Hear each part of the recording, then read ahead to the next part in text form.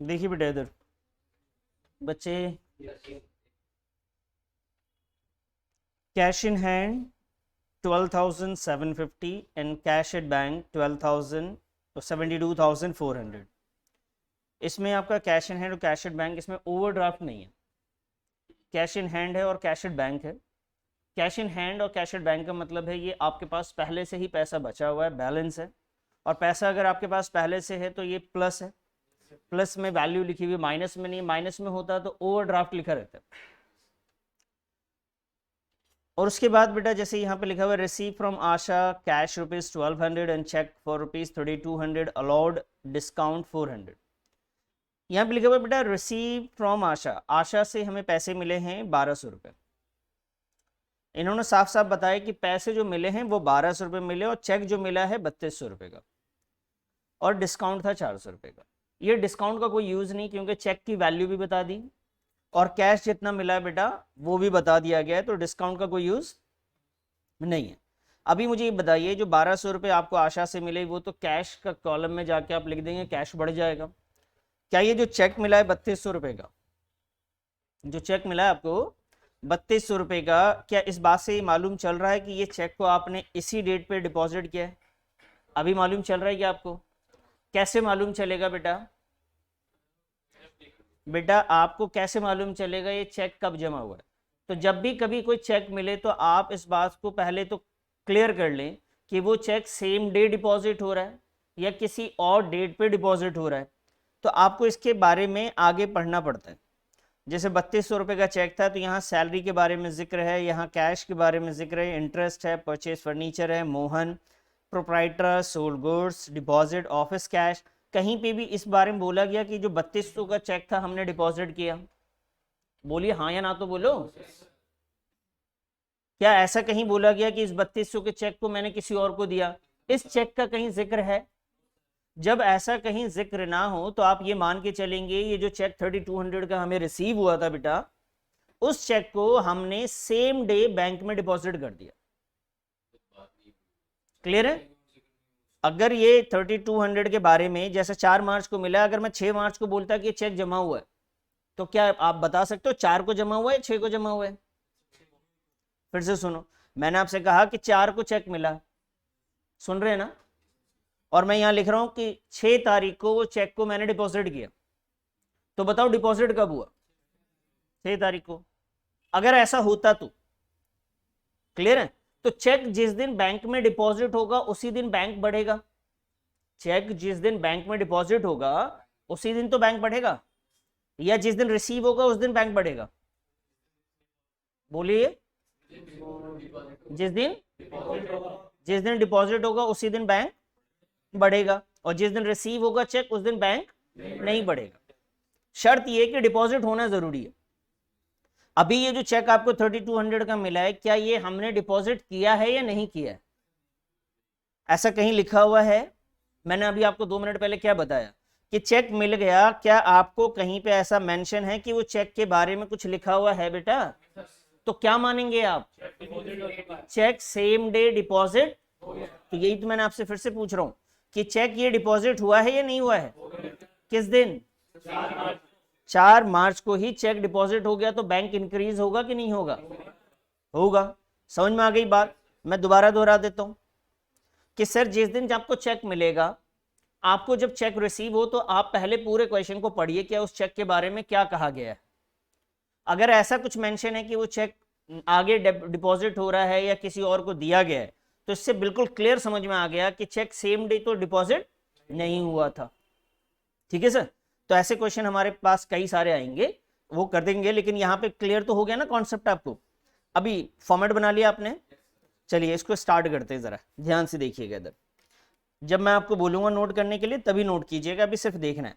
सबसे पहले था बेटा डेट, तो डेट का जो ईयर होता है उसको आप पहले लिख लीजिए। 1 मार्च को कैश इन हैंड है बेटा, कैश इन हैंड है। जब भी प्लस होता है कैश तो हम इस साइड लिखेंगे, माइनस हो तो इस साइड लिखेंगे, चाहे कैश हो या बैंक हो। सर मैंने लिखने से मना किया, अभी आप समझिए, मैं लिखने के लिए खुद टाइम दूंगा आपको। Cash in hand, sir cash in hand क्या है?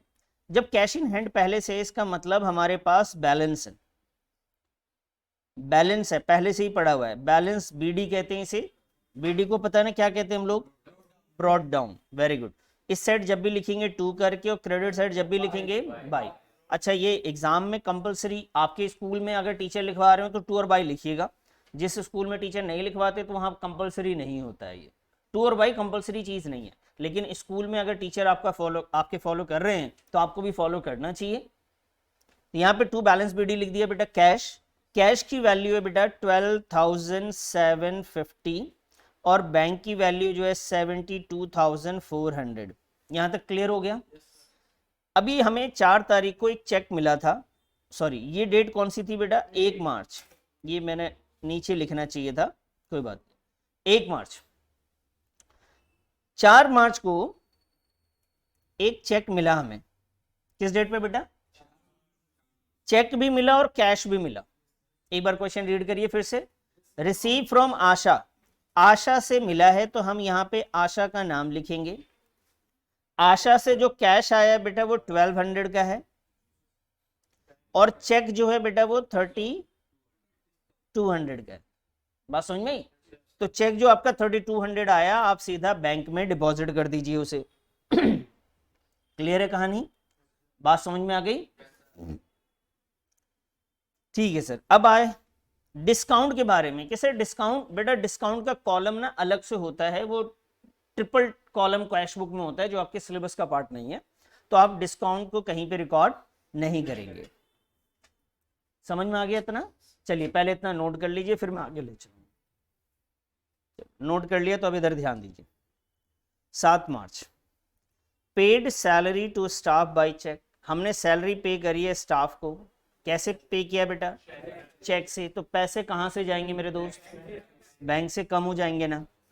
तो क्रेडिट साइड जाकर हम क्या लिखेंगे, पैसे कहाँ गए, सैलरी में, तो बाई सैलरी। तो आइए जी लिख लेते हैं इसे, यहाँ पे डेट डालेंगे। ये है सर आपकी डेट 7 मार्च, बाई सैलरी, और इसकी जो वैल्यू है बच्चे बैंक में लिखना है, आपने ध्यान रखना है 25,600। उसके बाद नेक्स्ट पे आ जाइए।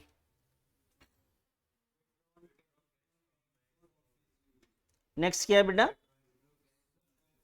विड्रो। देखिए बेटा इधर ध्यान दो, withdrew cash from bank for office use, काफी इंपॉर्टेंट चीज है।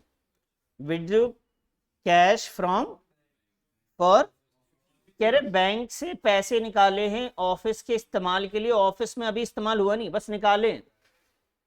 बैंक से भी पैसा निकाला है तो पता क्या होने वाला है, आप ध्यान देना इधर, या मैं नीचे समझा देता हूं। देखिए जब भी बैंक से आप पैसे निकालेंगे सर, तो आपके पास जो अकाउंट जो कैश है ऑफिस में वो बढ़ जाएगा, और बैंक में जितना भी पैसा रहेगा वो क्या हो जाएगा, आपके अकाउंट में से कम हो जाएगा। बहुत ध्यान से समझना है, आपके बैंक में से कम हो जाएगा और कैश आपका क्या हो जाएगा सर, बढ़ जाएगा। अगर बैंक कम हो रहा है तो मुझे किस साइड लिखना चाहिए, कौन सी साइड, क्रेडिट साइड लिखना चाहिए, क्योंकि माइनस तो क्रेडिट साइड होता है और बढ़ कौन सा साइड होता है।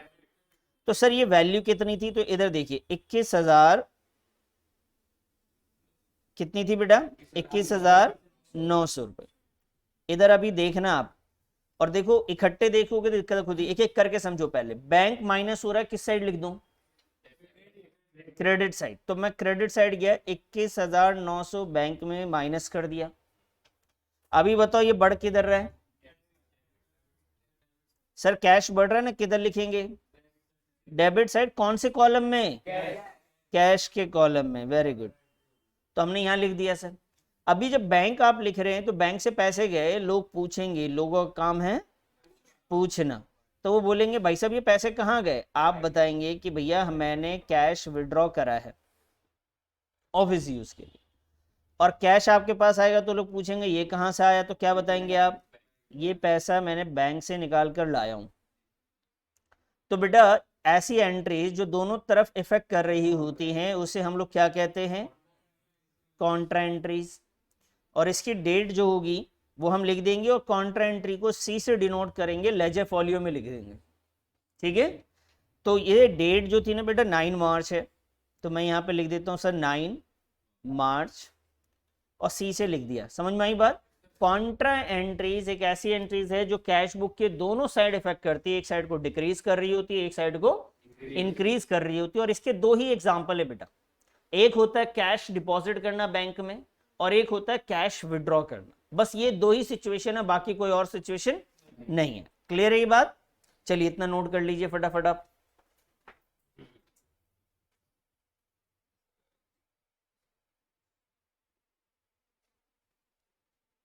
चलिए सर नोट कर लिया आपने।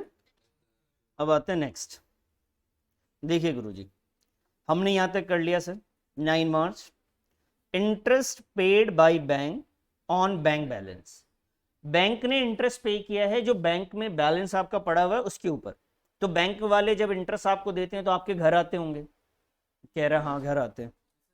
बैंक वाले जब इंटरेस्ट देते हैं तो आपके घर आके नॉक करके आपके हाथ में पैसा देके जाते हैं, आपके अकाउंट में डालते हैं।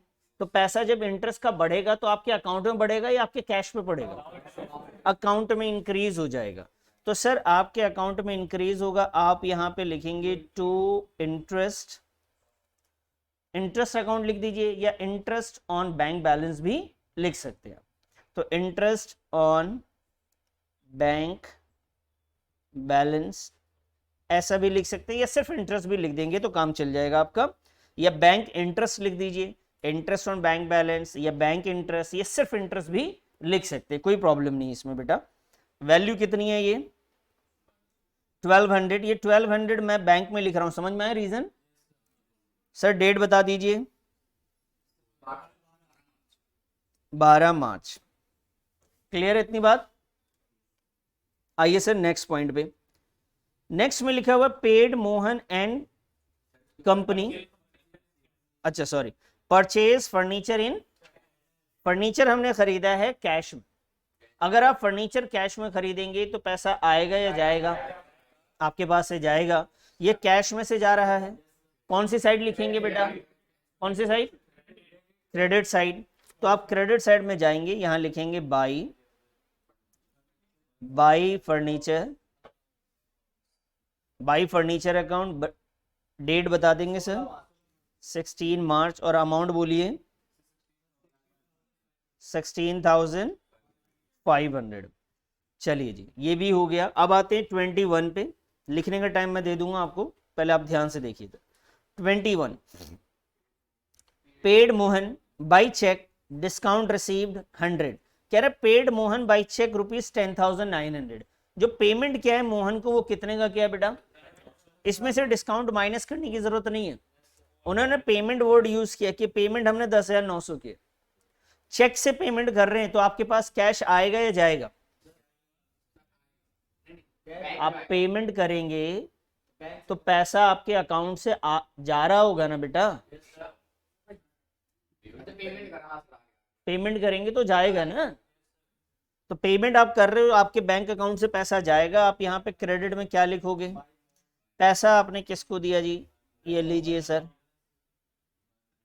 कितना पेमेंट किया आपने? 10,900। डेट बताइए बेटा 21 मार्च।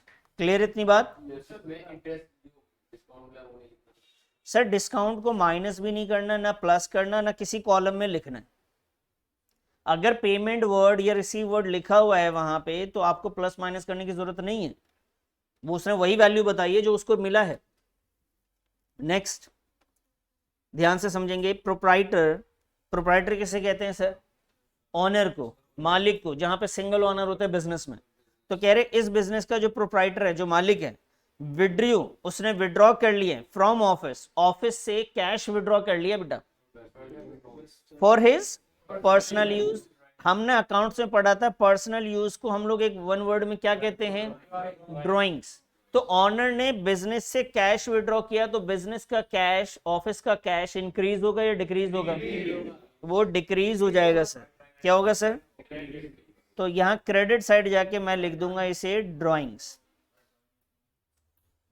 ड्रॉइंग्स अकाउंट, और इसकी वैल्यू है बेटा 11,600। मैं कैश में लिख रहा हूं क्योंकि कैश विड्रॉ किया गया है 24 मार्च। उसके बाद आ जाइए sold goods to Manoj for cash. Sir हमने sold goods to Manoj, Manoj को सामान बेचा, नेम गिवन है लेकिन साथ में क्या गिवन है, कैश भी।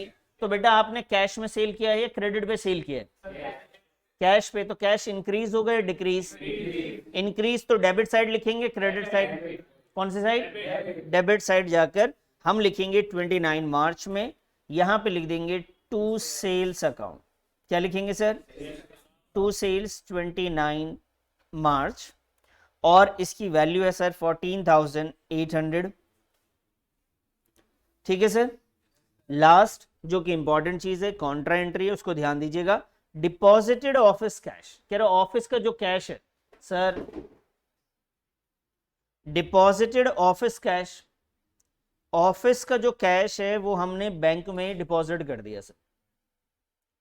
सर ऑफिस का कैश आपने कहां डिपॉजिट कर दिया, तो बताइए ऑफिस का कैश इंक्रीज या डिक्रीज, डिक्रीज। इधर देख के मुझे बताइए, यहाँ पे दो अकाउंट है, एक कैश का और एक बैंक का, बताइए ऑफिस का कैश क्या होगा जब डिपॉजिट करेंगे, क्या होगा, और बैंक का बढ़ जाएगा। सर ये माइनस होगा, कौन सी साइड लिखोगे, क्रेडिट साइड, और इसकी वैल्यू 21,200।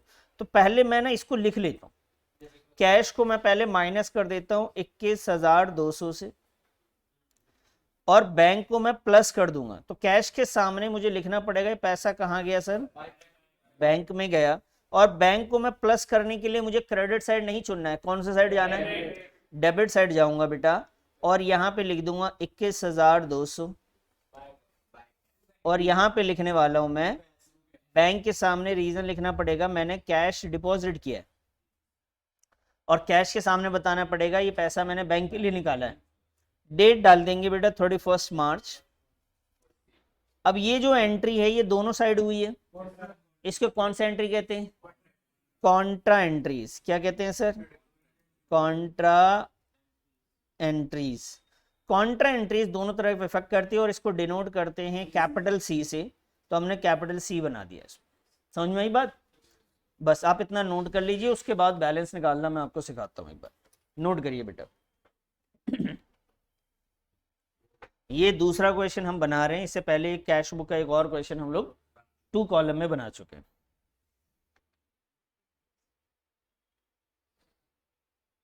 यहाँ पे 2 इंटरेस्ट ऑन बैंक बैलेंस मैंने लिखा है, आप चाहो तो 2 इंटरेस्ट सिर्फ लिख दो, आप चाहो तो 2 बैंक इंटरेस्ट लिख दो। ठीक है, 3 ऑप्शन मैंने आपको बता दिया, कोई सा भी यूज कर सकते हैं आप। ठीक है बेटा, चलिए सर नोट कर लिया आपने। अब आते हैं बैलेंस की बारी। बैलेंस करते वक्त किस बात का ख्याल रखेंगे, ध्यान दीजिए। पहले हम ना कैश को हम दोनों साइड को टोटल करेंगे, सबसे पहला काम है हमारा दोनों साइड का टोटल करना। तो सर हम कैश का टोटल करते हैं 12,750 प्लस 1,200 प्लस 21,900 एंड प्लस में 14,800। तो जब मैं इसका टोटल कर रहा हूँ डेबिट साइड का, मैं यहाँ पे बताता हूँ, मैंने कैश का डेबिट साइड का टोटल किया तो ये आ रहा है बेटा 50,650। अब आते हैं क्रेडिट साइड का भी टोटल करता हूँ, ये है डेबिट साइड का टोटल, क्रेडिट साइड का आ रहा है बेटा 165,00 प्लस 11,600 प्लस 21,200, तो ये वैल्यू आ रही है बेटा 49,300। क्रेडिट साइड का टोटल है 49,300, माइनस करेंगे आप 50650 से, तो ये वैल्यू आ रही है बेटा 1350, 1350 रुपये। बच्चे इधर देखो, पहले हमने दोनों साइड का टोटल करा, जो ज्यादा होता है उसे दोनों साइड लिखना है 50650, और इधर भी लिख देंगे सर 50650।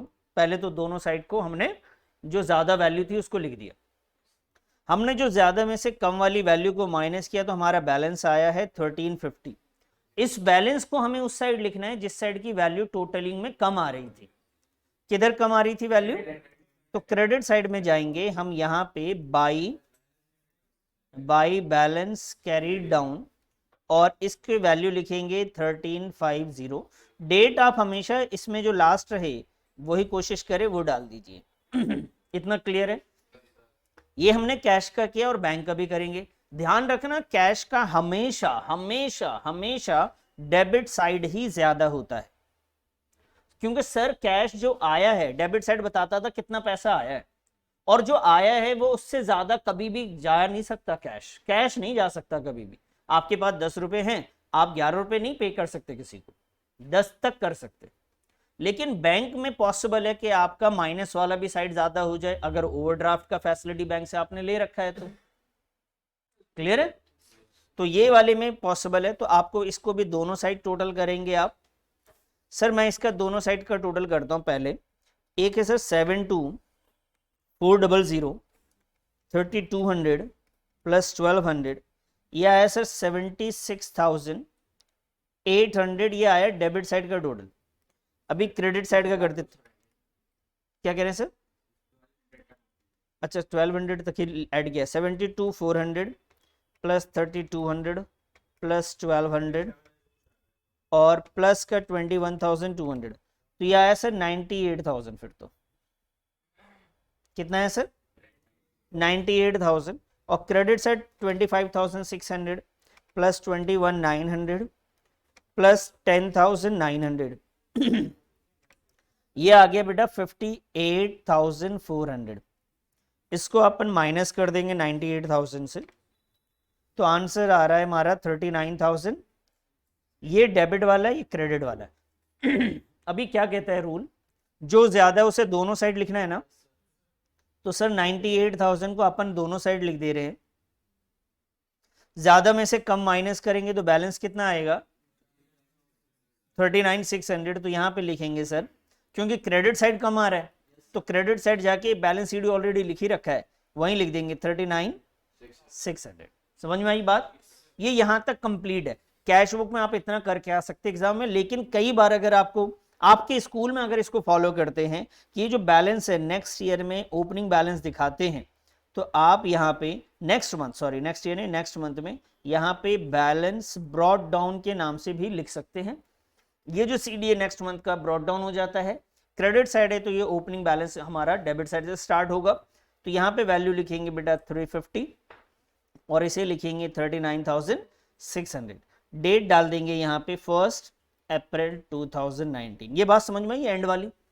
जो इधर सीडी है वो नेक्स्ट मंथ के लिए क्या हो जाएगा? बीडी हो जाएगा। सर मैं जो बोल रहा हूँ आप सुनिए तो पहले, जो ये सीडी है नेक्स्ट मंथ के लिए क्या हो जाएगा? ये क्रेडिट साइड है तो ओपनिंग स्टार्ट किधर होगा? Debit side. अगर डेबिट साइड बैलेंस होता तो किधर होता? Credit side. ठीक है सर, कोई दिक्कत तो नहीं? समझ में आ गई बात? अगर दोनों साइड सर होता इधर भी सीडी उधर, तो दोनों साइड लिखते सर। रूल ये है कि अगर किसी का सीडी क्रेडिट साइड है तो उसको आपको डेबिट साइड में स्टार्ट करना है, और डेबिट साइड है तो क्रेडिट साइड से स्टार्ट करना है।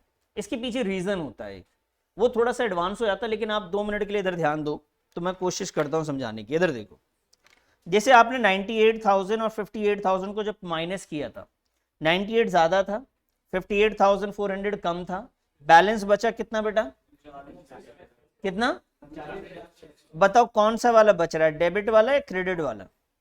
जो ज्यादा होता है वही तो बचता है। कौन सा बच रहा है सर? सुना नहीं आपने? क्या सर बताइए तो, आपने सुना ही नहीं बेटा। ये 90,000 है डेबिट का टोटल, क्रेडिट का टोटल कितना है? 58,400 है। इसमें से ज्यादा वाली वैल्यू कौन सी थी? तो ये जो आंसर आ रहा है ये डेबिट बैलेंस है या क्रेडिट बैलेंस है? बेटा इसे डेबिट बैलेंस कहेंगे। क्या बोलते हैं इसे? इसलिए स्टार्ट ये हमेशा डेबिट साइड से हो रहा। हमने लिखा यहाँ पे क्रेडिट साइड में था, ठीक है? तो अभी इसको खत्म करो, इस बात को पहले आप यहां तक क्लियर करो अपने आप को समझने की। आगे समझ में, और प्रैक्टिस करोगे 1 से 2 बार, उसके बाद दूसरे तीसरे क्वेश्चन को करोगे तब बेहतर होगा। समझ में आ गया ना? चलिए फटाफट इसे नोट कर लो। ये रफ कैलकुलेशन में आप ये सारी चीजें कर सकते हैं।